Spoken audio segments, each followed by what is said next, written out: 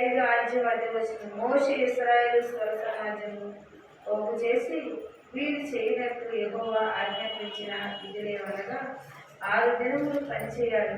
7వ దినము పరిశుద్ధ దినం, అది యెహోవాకు విశ్రాంతి దినం. దానిలో పనిచేయ 10 వారు మరణశిక్ష ఉందని విశ్రాంతి దినం మీరు మీ ఇళ్లలో ప్రక్కన అగ్ని రాజు పెట్టకూడదని వారితో చెప్తున్నాం. హల్లెలూయా.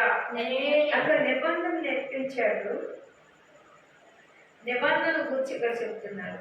మీరు ఎలా ఉండాలి, ఎలా ఉంటే దేవుని ఎందుకు దీవుని ఉంచబడతారని. ఆదివారం చాలా విశ్రాంతి దినం. అదంతా ఆ రోజు ఎలాంటి దినము అంటే పండుగ దినం లాంటిది. పండుగ వస్తే ఏం చేస్తారు పిల్లరా? చక్కగా అందరూ పక్క పక్కలు కట్టుకుంటారు, చక్కగా అందరూ ఇలా కాడుకుంటారు. మరి మీరు నా మందిరంలోకి ఎలా రావాలి అంటే మరి ఒక పండుగ దినముగా రావాలి. చక్కగా దేవుడు నిబంధన గురించి చెప్పారు. మరియు మోషే ఇశ్రాయేలు సమాజాలుగా యెహోవా ఆజ్ఞాపించిందేమనగా మీరు మీలో నుండి యెహోవాకు ఆత్మలు పోగు చేయాలి. ఎట్లా అనగా బుద్ధి పుట్టిన 10 వారు యెహోవా సేవ నిమిత్తం బంగారు ఏంటి ఎట్టని నేదము రక్తమును అన్నానుగా సన్నపు నార మేక వెంట్రుకలు ఎర్రను వేసుకున్న మేకతోళ్లను సముద్రపు మచ్చికను తోళ్లను ఉమ్మకారములను తైలము అభిషేక తైలములను పరిమళ ద్వయములకు సుగంధ సాంబ్రాలను ఏ పొద్దుకు. ఇక్కడ మరి ఇవన్నీ నిబంధనలు. మీరు ఏం చేయాలి తెలియదు కాబట్టి ఏం చేయాలని దానికి దేవుడు మరి తేటపరిచినట్లు మనం చూస్తున్నాం. దేవుని స్తోత్రములు. హల్లెలూయా, హల్లెలూయా. 14వ అధ్యాయం 22వ వచనం మనం చూస్తే పిల్లలు వాటించారు. నీరు విపించబడక ఇశ్రాయేలు సముద్రం మధ్య 6 నేల మీద నడిచిపోయింది.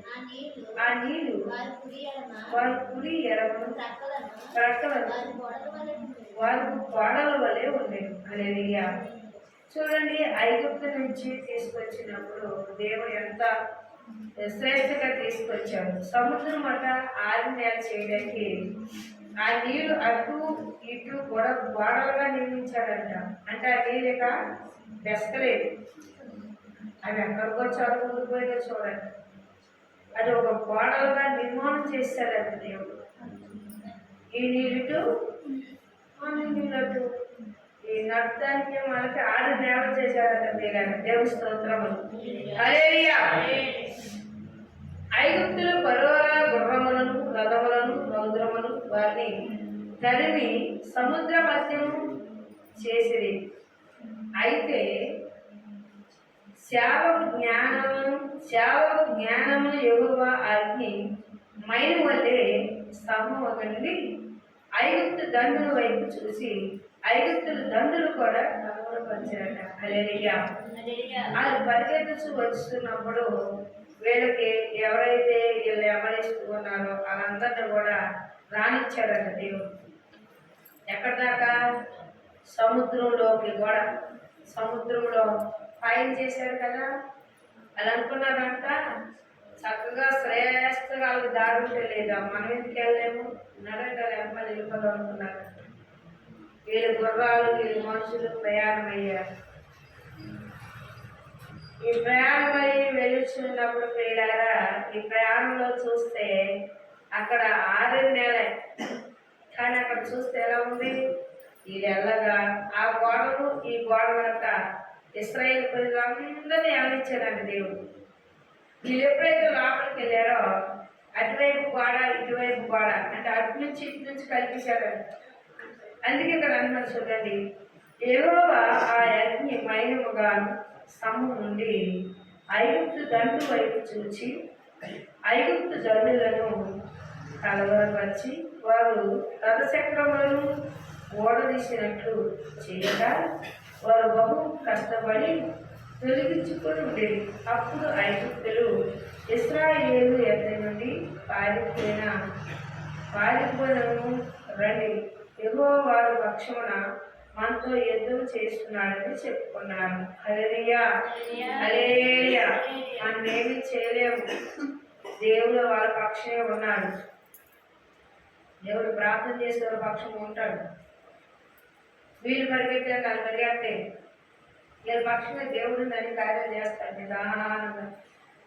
అందుకే ఇక్కడ వాక్యం సెలవిస్తుంది, అంతలో యెహోవా మోషేతో ఐగుప్తుల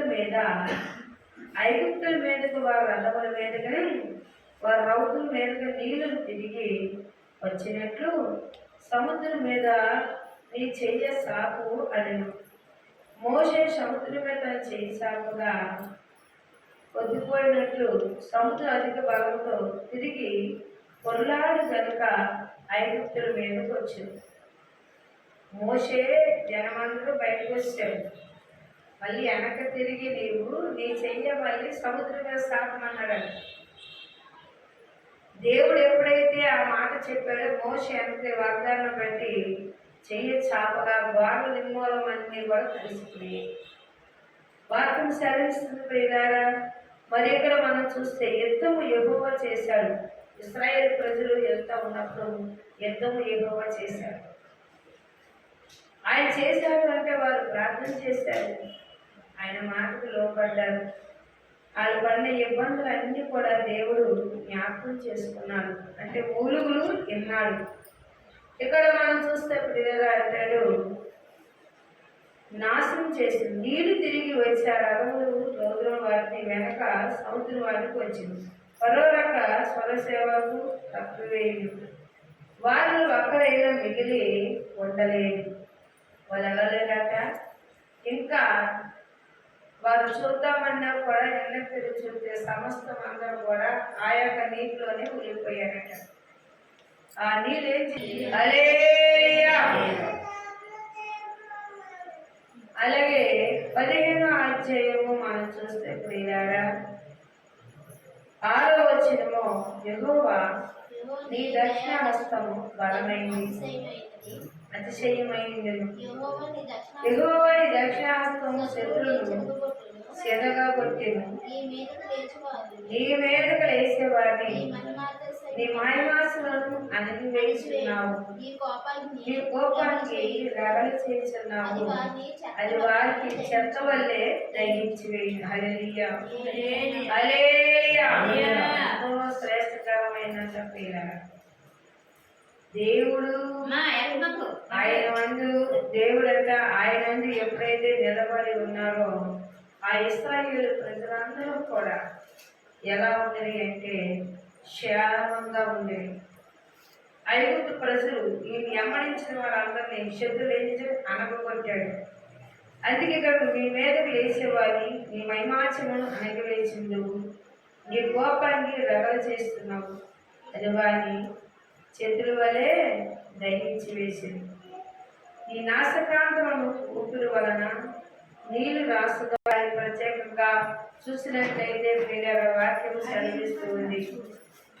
ఎలా అని మనం చూస్తే వాక్యము సెలవిస్తుంది. ఎందుకు అనగా దేవుడు ప్రార్థన చేసే పిల్లల తట్టు చూసి దేవుడు ఆలోచిస్తాడు.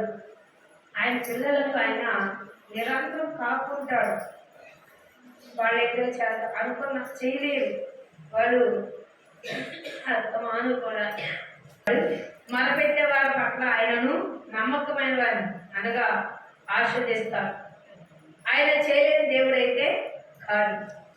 ఆయన ఎంతమందిని ఒకసారి కాపాడాడు. 24 లక్షల జనాన్ని ఉచితంగా నడిపించారు, పోషించారు.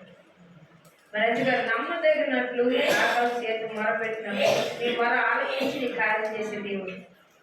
ఆయన తప్పు మనం ఎప్పుడైతే చూస్తామో మన తప్పు ఆయన చూస్తాడు. మనం ఆయన తప్పు చూడకపోతే ఆయన మన తప్పు ఎలా చూస్తాడు? అంటే ఆయన ఎప్పుడు కూడా మనమంతా ఆయన తప్పు చూసి మొరపెట్టే వారమై ఉండాలి.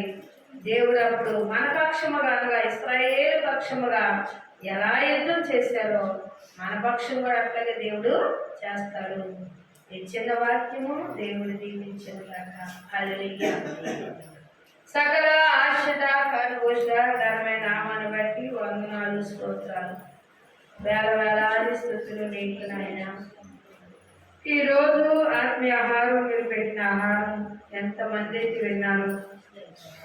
ప్రార్థన చేసిన ప్రతి వారు నమ్మకం కలిగి ఆకాశం తట్టి వారు ఏదైతే అడుగుతున్న కార్యం నెరవేర్చిన దేవా స్తోత్రము.